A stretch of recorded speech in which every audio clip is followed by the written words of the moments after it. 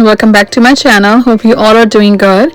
And today I'm sharing a Turkish Halwa recipe which is very easy to make with just few ingredients, which are 1 cup of milk powder and 1.5 cup of sesame seed, white or roasted, half cup of grated coconut, half cup of almond flour, and 6 to 7 tablespoons of olive oil.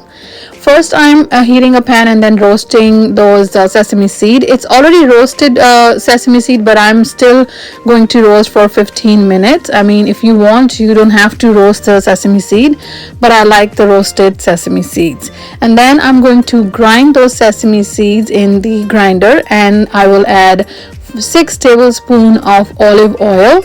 I mean, after grinding paste, if you think it's not watery or it's not liquid form, you can add more 2 tablespoons of olive oil, but I think 6 tablespoons of this quantity is more than enough, but it's all up to you.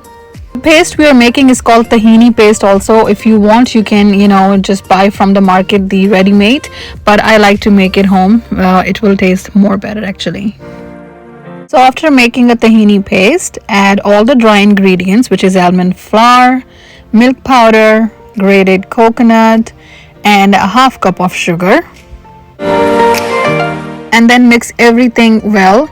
And what I have done, I was mixing with the hand because that was even better. I mean, for the better result, you can mix with the hand and just try to mix everything evenly. And then I have used a half a tablespoon of oil, spread it with the brush on the container which I'm going to store the halwa. So I have put a little bit of a pistachio on the top, and then add all the mixture and spread evenly. And after spreading the halwa evenly, I have stored this in refrigerator for overnight. I mean, you have to at least let it sit for at least 6 hours, but if you have a time, I will suggest you to keep it in the refrigerator for overnight for much better result. And that is the next morning. As you see, I'm just plating in this serving plate, and I'm just shaking it and just tap a little bit with the help of thumbs. Don't press hard or don't force it. And look at that, that's how it's looking.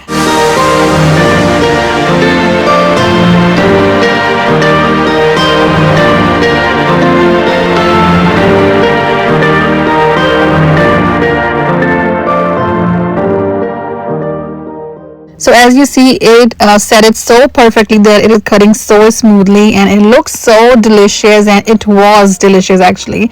So I will suggest you to try this recipe, which is very easy, and it tastes amazing. So do try this recipe and let me know how you guys like it. And thank you so very much for watching.